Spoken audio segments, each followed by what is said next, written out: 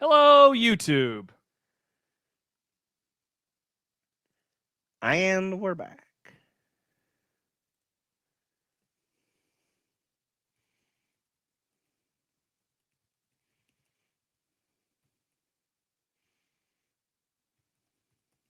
It'd be nice to have a pro. Throw. It would be nice to have a pro. Throw. It would be nice to have a pro. Throw. It would be nice to have a pro. Throw. It would be nice to have a pro. Throw. It would be nice to have a pro. Throw. It would be nice to have a pro. Throw. It would be nice to have a pro. Throw. From your mom.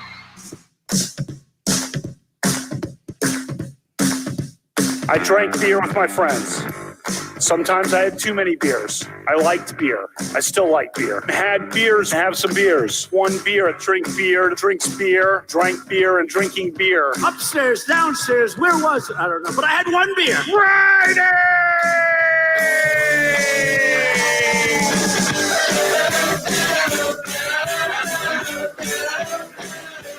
We probably have beer center. Each week, Ralph Club biggest contributor. Yeah, for I that. like beer. I don't know if you Okay. like beer center or not. What do you like to drink? Next I week, had one beer. Friday. Yeehaw! Hanging out and having some beers with friends, which I gladly do and which I fully embrace. Well, you think it was? Nope, it was one beer. Friday.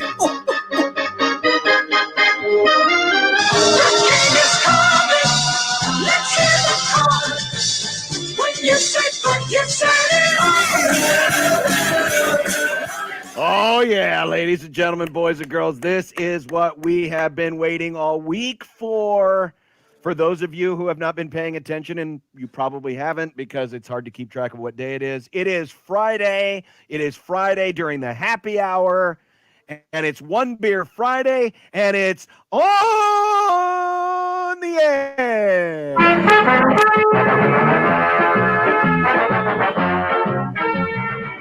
Hey, we're going the same way. We were. Well, I had to stop because joining us here on Stibbs TV, by the way, we are streaming live, video stream on Stibbs TV. Go to youtube.com. What are we going to have for this? We're gonna have 17. Can we play open one for Jed? Yeah, do we have a jet open? We need like hey, get the Miami Vice. Get the Miami Vice theme. No, I got one. Oh, you got one? All right. Hit it. Ladies and gentlemen, boys and girls, he is one of the original 7 or 6 or 5 or whatever the number was. They're so sexy. He is Hall of Fame, friend of the program. Ladies and gentlemen, check him out. Jed! It's Jed Burks. How you doing, Jed? I'm good. Hey, Stibbs, you should have played the Greg Doyle one where it says, Jed, I love Jed. Oh, yeah, we do have that. Yeah, we do have something referencing you. By the way, I'm opening my beer right now. Are you? Jed's cool. I like Jed. There we go. There. There it is. Ladies and gentlemen. Since you're opening yours, I'll open my fresh bottle as well. See if you can hear this on here. Hey, I heard a crack. Nice shirt, Jed. Ladies and gentlemen, man, Jed is pimping 8 easy, Jed, man. Come on. The hat. I said pimping 8 easy. I had to class up the joint with my tie, of course, my friend of the program shirt, and my suit jacket. Looking Where did you good, get that man. jacket? Well, I got pants to match, but nobody wears pants on these things, so I'm not wearing those. But I don't know that I should really say where I bought them since they are a local company, but they're not open. So you guys like to promote the companies, the local companies that are open right now. So I don't know that I should really promote them. No, go for it. It's fine. Yeah, what the hell? It was Husker Hounds. Hey, Nice. well, it's a sharp jacket. So Jed's got his. I pulled a Brickway. I had this in the fridge, the Imperial Stag Holiday Spiced Stout. Now, Jed, in all seriousness, I was going to attempt today to get a bottle of Jaeger, one of the little ones, one of the little, the little shooters that you can get at the store.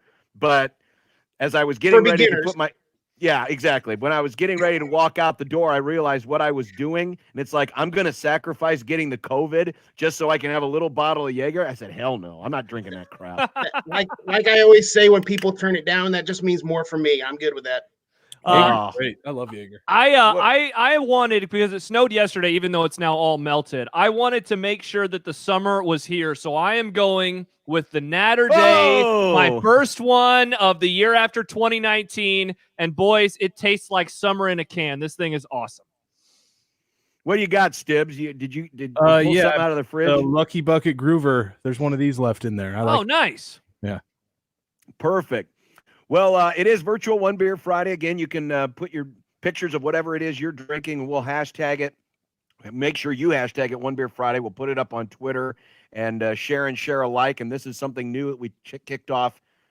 Is this our third one? Or our Yes, fifth? third one. We had Third Shape one. on a couple weeks ago. Yeah, and then we did one last Yeah, week. this is our third one where we're streaming it on Stibbs TV, and we're doing something different with the barroom conversation, where we come up with something that only people in bars would typically talk about, the stuff that we can say on the air. And today we're going with a little what if, Josh, and this was something that a friend of yours suggested. Yeah, so I was doing one of my weekly Zoom chats with my friends last week, and one of them posed a question that I said, I'm going to steal this and I'm going to use it on the radio. So here's the question. You know, we all know that in the 1993 signing class, Scott Frost decided to go with Stanford instead of Nebraska. He transfers back after the 1994 season, redshirts in 95, starts in 96 and 97, and they win a national championship. So the question is, it's one that I'm sure many people have done before. He signs with Nebraska first instead of Stanford. So what happens over the next few years? You know, simple questions like, does he redshirt? Is he second off the bench in 1994 instead of Brooke Behringer? And thus, is he also second off the bench in 1995? Because with Tommy's blood clots, he seemingly would have played then a lot in 1994. What does it mean for 1996? Because then he would theoretically have more experience with them. And a fun offshoot that I thought of was, wow, think of all the stories we heard about him getting basically tortured by the players, by his teammates in 1995. That's probably not going to be there because he didn't go to Stanford first. So, I mean, there's a million different ways that we can take this question, but it's essentially, what if Scott Frost signs with Nebraska instead of Stanford? I think it's an interesting question, and I thought about this today because, I mean, it changes a lot, and I would guess, because you got to remember, that was you had a big quarterback group. Yeah. You had a big quarterback group. We always remember, you know, Tommy Frazier and Brooke Behringer, but you know, Tony Veland started out as a quarterback. Who was the kid? Ben Roots? Is that his name? Jed, do you remember that name? I remember the name. Yeah, Roots. Right. I can't think of what his first name was, but yeah. I think there was like a Gargano or someone. I mean, it was a big quarterback group. And so Frost would have been involved in all of that. Obviously, you know, with his skills, his talents, and the fact that he was one of the more decorated quarterbacks in Nebraska high school football, he would have been pretty high on that food chain. But my guess is he probably redshirts in 1993. But I think where it's interesting, the first stop for me is 1994, because we all know what happened in 1994. Frazier starts the season, but then the blood clots, and then Behringer comes in. Behringer gets the collapsed lung. You know, he's playing through that. And then, of course, you got the Matt Turman game. So I think my guess is the first opportunity that Frost gets a chance to make a splash is basically replacing Matt Turman in the Kansas State game, and a chance for him, you know, to run the show. That would have been my guess, because an athlete of Frost's abilities, Osborne was going to get you on the field if you were good enough. We saw it with Bobby Newcomb. And I think he would have done the same thing with Frost, but Frost probably would have been the quarterback. So how does that change Scott Frost if he's the quarterback instead of Matt Turman? Jed? Well, real quickly with the quarterback stuff, and not necessarily directly about Frost, but I also believe because they came in technically the same year to Nebraska because Frost transferred in, but I bet you Frankie London doesn't come here because Frost has the experience that you guys talked about with the 94 team playing a little bit. And then 94, 95 probably being third string. Josh, you said maybe he plays above Behringer, but I think with Behringer being a junior in 94, senior in 95, I doubt that he jumps ahead of Behringer. But honestly, I probably see a situation where you're talking about a kid who, with Frost, when he got to Nebraska, he was 6'3", 215 pounds, and he probably more than likely switches positions. Yeah, that's what I was just gonna say. Because you look at some players that came in around that same time, starting in like 91-ish. You got Michael Booker, Troy Dumas, Vershawn Jackson, Jay Foreman, Jamel Williams, Sheldon Jackson, Terrell Farley, Toby Wright. Those guys, and you mentioned Tony Veland earlier, John. Mike Minter also was a running back / defensive back. Right. You got a couple of guys that did change positions already. And also all those other guys that I mentioned were roughly the 6'3", 215, maybe an inch or two shorter, maybe 10 or 15 pounds lighter, that played the linebacker, played the safety. And we already saw how well he played at safety in the NFL. I mean, he wasn't a stud, but he played and he was really good in the position. So he was obviously capable of doing that. Yeah, I mean, he was just such a great athlete, and that was the thing. As you kind of talk this out, Jed, I tend to agree with you, man. I almost wonder if he does change positions. If everything unfolds the same way in terms of the blood clots with Tommy Frazier, you're probably right. They probably lean Brook first just because he had the experience, he had been in the offense more, and then you wonder, where is Frost at? Is he on the defensive side of the ball? I mean, you mentioned his size, 6'3", 215. Is he a backup I-back? Do they put him at like an H-back, a tight end or a fullback type role? Like, I just, in that time of Osborne's career, it certainly seemed like he was more apt to put the younger players on the field. I mean, he started Tommy Frazier a few games into his true freshman season, and we saw a lot more of those freshmen and the true and the redshirt freshmen play at that time in the 90s. And so I have to imagine that they put him out there on the field. And then the question is, where do they put him on the field? And then, so let's pretend that then Brook does have the collapsed lung and then he can't start against Kansas State. You wonder, how much experience does he have at the quarterback? How much has he practiced at quarterback? And would he be the guy that they would decide to go with, against Kansas State in that game that we so often remember as the Lawrence Phillips game?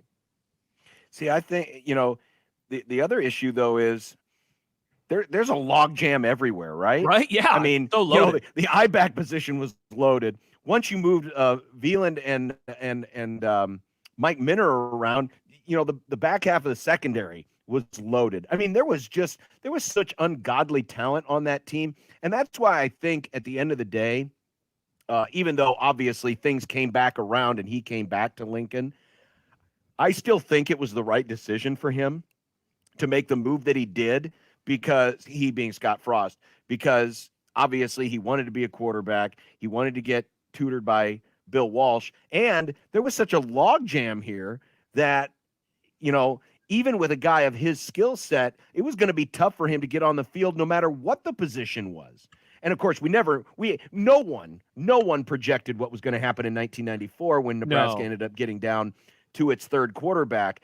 But it's still a very fascinating question, because I do think, even if I agree with you, Jed, certainly a position change could have been an option there for him. And maybe that was one of the reasons why he decided to go to Stanford too, is he may have realized that situation. But the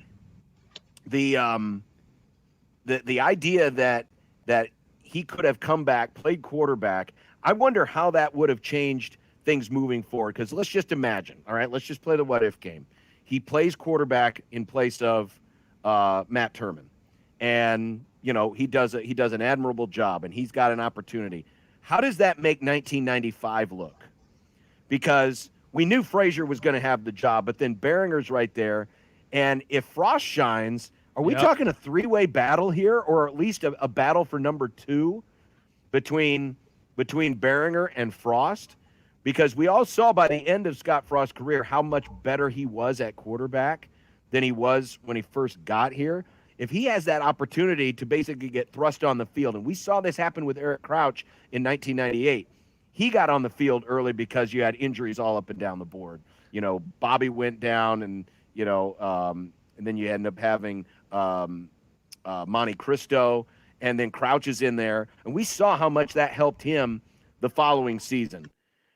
Assuming that same thing happens with Scott Frost, I mean, what does 1995 look like? Yeah, Jed, let me answer this first, and then we can get to you. I think if in this what if he stays at quarterback and he plays there in '94, he gets in spot roles. I mean, they did have some blowouts that year, so he's going to come off the bench at some point in time.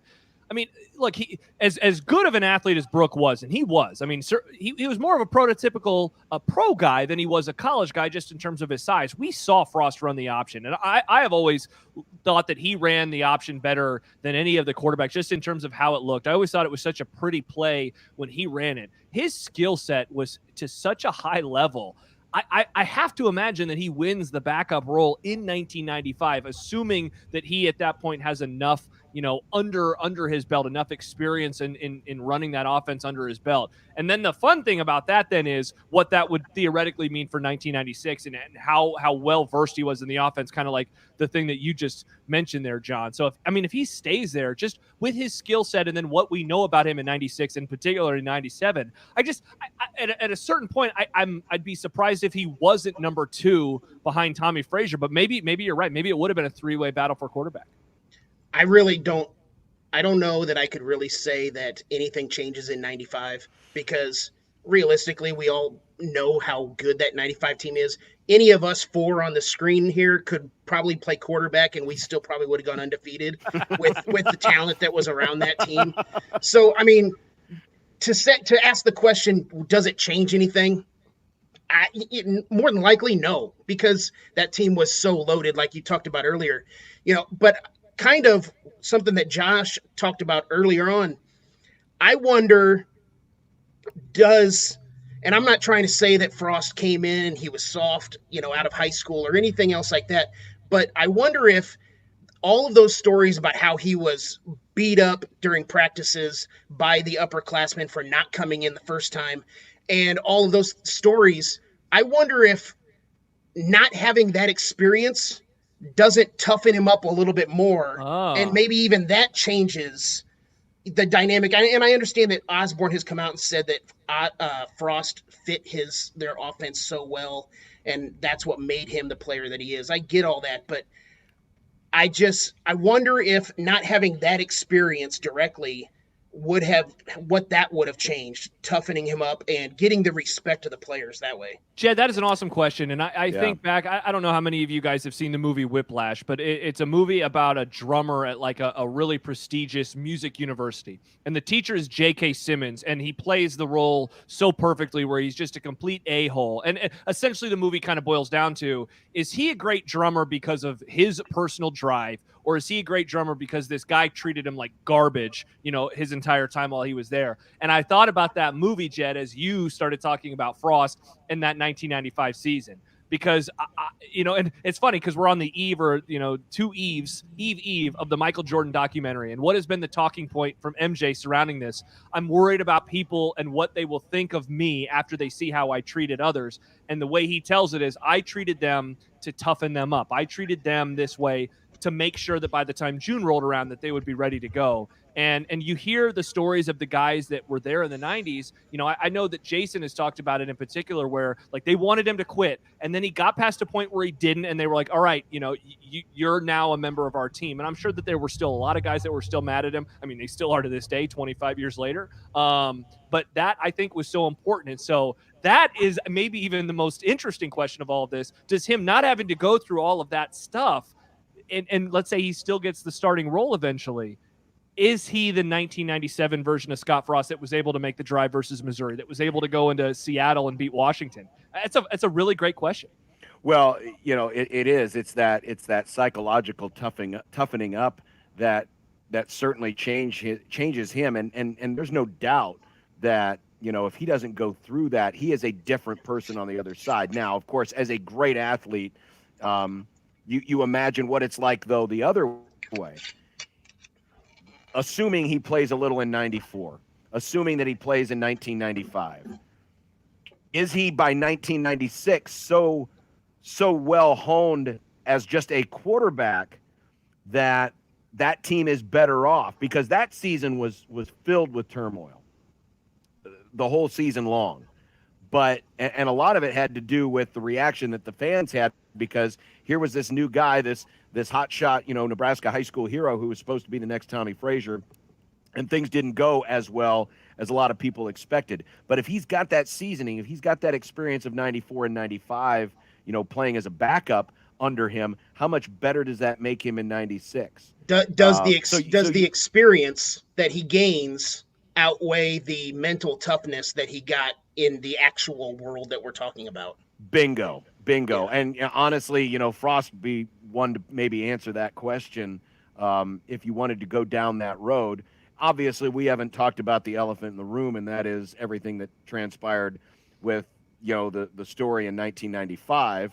And I don't even want to go down that road necessarily, just because it's something that isn't really that germane to this conversation, because I'm guessing that maybe that incident doesn't happen or something like it doesn't happen. So it's not really important to me. I just wanted to look at this strictly from how does Scott Frost, the player, and how does Scott Frost, the coach, how different is he if he would have started here versus starting at Stanford and then going through all the things that Jed just mentioned? Because we've already seen it with the way the quarterback situation has been handled here in the present. I think a lot of that comes from Scott Frost's own personal experience. If he doesn't have that exact same experience, 100%. he might look at, flipping guys in and out differently than he looks at it today. Well, and along those lines, John, and kind of going back to something we talked about a little bit earlier about moving position, Amazing Daniel says if he moves positions, don't you think there's a chance he ends up transferring anyway? Just that it would be away from Nebraska to somewhere to play quarterback. And he moved positions at Stanford. And so, I mean, if that happens, does he even finish his career at Nebraska? It's in a way, like I know at times, sometimes you want to look back at a moment and say, I wish that we could have had this player for 4 years or 5 years or whatever. I almost wonder if it ended up being a much better thing for all the parties involved that he ended up going away, that he ended up coming back, because just the unknowns of what that could have brought, in particular, some of the lessons that maybe everybody learned at the same time, whether it's him or some of his teammates. Not to mention, if he shows up and he has to transfer away because he's not playing or he's at a different position, I mean, we're talking about a different school right now. We're talking Nebraska doesn't have Scott Frost as their head coach if he doesn't finish his career at Nebraska. And so, I mean, the ripple effects of that would be, I mean, it's just tremendous to think about. Well, and not just not having Scott Frost as our head coach. Let's just say he switches position and he stays here the entire time, and we win the national title in 97. If he's on defense, the chances of him standing up on that podium and giving that legendary speech to give Osborne the national title is slim to none.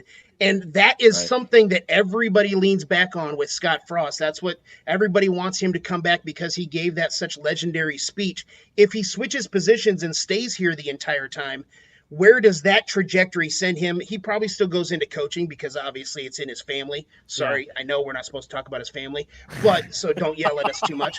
But where does that send him in the trajectory of his coaching tree? And how does he come back here? Because if he goes on defense and he stays a defensive coach, we're not going to probably hire a defensive coach at the time that we hired Frost because we needed the offense. No, you're right. But who's running the trigger then in 97? Who's the quarterback in 97? And you mentioned it, Jed. Yeah, the Frankie London thing. The Frankie London circumstance, because if you've got Frost and and especially if he were to redshirt, you have him, in 96 and 97. But if he switches positions early in his career, how does recruiting then go after that? Maybe London still comes if he switches early. He might, perhaps. But is Frankie London the guy who's leading Nebraska to a win over Tennessee? Man, yeah, I mean, once again, the ramifications of him coming to Nebraska, they're not like we just put up a graphic on the screen on Stibbs TV where Mark said, I think he would have been an even better QB in 96. And that's certainly like when you just ask the question initially and you dive into it like we have now for the last 20 minutes. That's the first thing that I thought of. When one of my friends asked it, I thought, well, wow, man, he's on the field in 96. That means they probably win their 3rd straight national title. Maybe they win 4 straight and all this stuff. But when you dive into it, I mean, he is a human being and he would go through stuff. And I mean, it's not like he would still be, the king of the campus. He still would have had to be a freshman at Nebraska. He still would have been treated like other freshmen were at that time at Nebraska. And so, it's not just like this perfect bow like maybe you would want it to be, just thinking of what we know of him now and like, all right, cool, we'll add in 2 extra years on his career. He'd be a Hall of Famer. Mark asked something Dan asked something on the JTech Construction Zone Twitter feed. If all this happens and let's say Frost doesn't change positions, does Brook transfer? And I would guess the answer to that is no, only because I know Frost obviously transferred, but transferring was not as big a thing as it is today. Yep. And my guess is, and I'm only going off of anecdotal evidence and the times that I interacted with Brook, he didn't come across to me as a guy who would have transferred, that he would have stuck it out, that he would have fought, and he would have tried to, beat out Frost for whatever, whether it was number 2 quarterback or whatever the case may be, because we all knew that Tommy Frazier was the guy. So I would say no, he does not transfer. And that's just simply based on just kind of how I think Brook is wired. Yeah. And it's easy in hindsight to say, well, Frost would have transferred because we obviously did. But, transferring was it seemed like a much more monumental decision back in the mid-'90s than it does today, where, kids these days transfer at a drop of a hat. I don't know that Behringer would have transferred, because if you've ever read Behringer's that memoir of Behringer, the book. Now, granted, I only read half of it because I don't read, but the majority beginning part of that was talking about the connection that he had with Osborne, the connection that he had with the coaching staff, the connection that his mom had with the coaching staff and everything else. Yeah. I think that would have been too hard for Behringer to leave. No, yeah, I agree with both of you guys. And I think part of it too is, and John, you can speak to this better than I can, I know, but was he that even heralded of a recruit? I don't think he was. And so, no, I think, really. and now I'm viewing it through today's prism, where the higher ranked guys are more apt to transfer versus the lower ranked guys. But I think all of the things that both of you guys have just said, I would guess no. I would guess that he would have stayed at Nebraska and he would have finished his career there. Yeah, no, obviously all the attention was when Tommy Frazier committed, of how big a deal that was. Yeah. And the thing was that Behringer came in at a time where you just had a ton of different quarterbacks. In fact, I'm going to look back here at the 1992, because that would have been the first year for Brook, as it was for Tommy Frazier. You look at the list of guys that they had listed at quarterback. You had Behringer, Joel Cornwell, he was a senior. Behringer and Frazier both came in the same class, and then you had just a bunch of other guys who, certainly came in and helped out in 1993, but then they eventually either switched positions or just left school altogether. But, Behringer was kind of the backup option all along, because all the attention, the Tommy Frazier recruitment next to the Turner Gill recruitment are the 2 signature recruiting stories that I remember from those days, back before there was a Rivals and all the hyper focus on recruiting. The battle with Oklahoma for Turner Gill was huge, and the battle for Tommy Frazier with Clemson and Notre Dame was huge. And then when they announced that Tommy was coming to Nebraska, it was a huge deal. Oh yeah. But you never had that with a lot of other other players. And so, I think when we get to the end of the day, when it comes to Scott Frost, that if he comes to Nebraska, I kind of agree with Jed. I think Frost would have ended up changing positions. Yeah. Because there was such a logjam there. And then does he return back full circle, or who does Nebraska recruit that is the heir apparent in 1996? And of course, the big question is, does Frost even come here if he doesn't have a guarantee that he's quarterback? That's another thing too, because obviously that was big on his mind. That's why he went to play for Stanford. Yeah, I mean, it's pretty interesting when you talk it out for a little bit, and we've been doing it for almost a half hour. There are so many kind of roads to go down, so many different avenues that you start thinking about that when you first do it, it may not be on top of mind. In the end, I think I've decided that it's good that he went to Stanford first. I really do. Who knows? It doesn't, there's no guarantees in anything. And so I want to say, like, they got 3 titles in 4 years. You'd rather have that as a known commodity than the unknown of maybe more, but also maybe less. Mitch brings up a good point. We flashed it up on the screen that Aaron Taylor said in that BTN doc about Brooke Behringer that he did think about transferring. So yeah. I guess whatever I just said about Brooke transferring is probably wrong. But also thinking about it and pulling the trigger are 2 completely different things. Exactly. I mean, you can sit there and think about it, but then when you go back and you talk to your family and all those things, you start to weigh things out. I do it with my kids all the time. I tell them, write a pro and a con list. And just because one list has more things on it than the other doesn't mean anything, because some of those things can weigh more. So thinking about it is one thing, doing it is a completely other thing. No, it's like thinking about wearing the suit you're wearing today, Jed, but actually doing it. You pulled the trigger to wear that suit. Well, thinking about it is easy. Doing it is easy as well. So it's a one of those. Let me think. Do I do? Yes, I do it. So you strategically placed yourself next to the freezer so you could keep the Jaeger cold at all times. Well, the Jaeger has to be cold at all times. Yeah, John. Duh. Don't you drink Jaeger? That's the thing. The colder you keep the thing, the less taste it has. And that's probably the only way you can drink that crap. No, well, it says on the label, keep ice cold. So trust me. Exactly, because you don't want to taste it. No. I've tasted warm Jaeger, and it's the only time I've ever spit it out. It is awful. It's not great. It is not good. It's not great. Since I'm sitting by the refrigerator, I also have my shopping list on here. Oh. My grocery list. Taco shells, lettuce, cheese, cat food, and Jaeger, the important parts of the food groups. Oh, always a good spirit. Always in good spirits. Jed, congratulations on joining us. By the way, it's your birthday tomorrow, right? It is my birthday tomorrow. Hey, should we sing to him? Sure. No. Happy birthday to Jed. That's enough. Okay. Yeah, that's good. That's enough. By the way, I liked how John just said, congratulations, Jed, on joining us.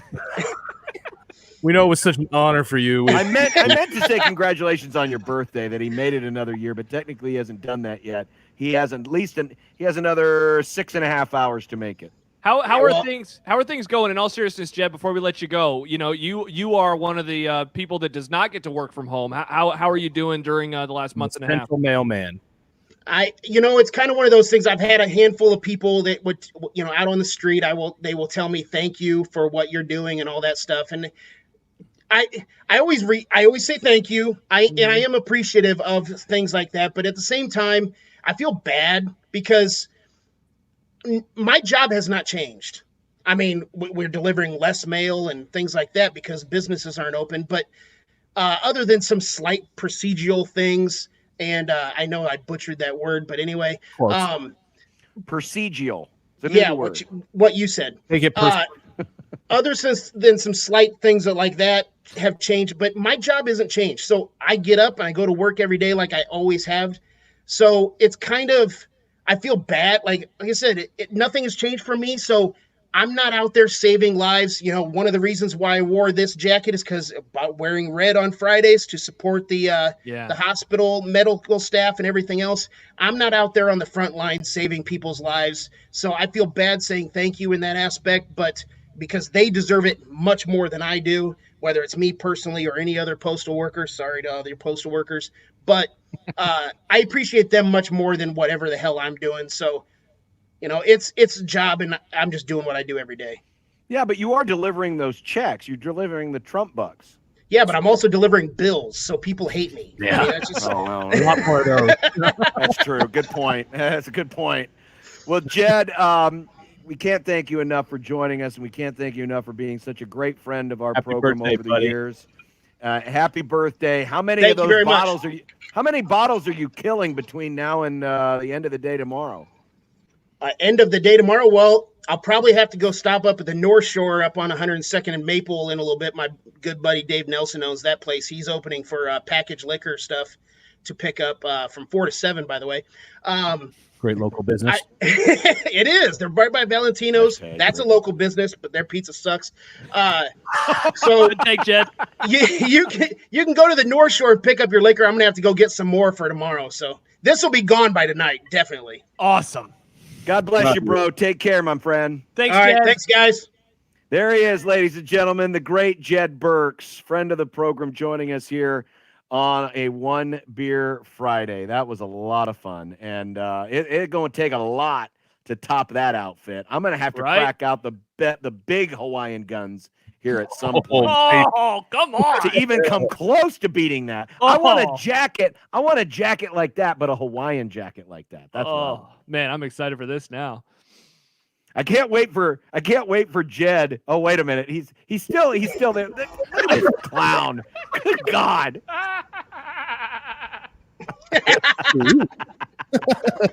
All right, we're going to take a break and be back. El Kent's going to join us here in a few minutes, and we will continue with more. It's Unsportsmanlike Conduct on 1620 The Zone.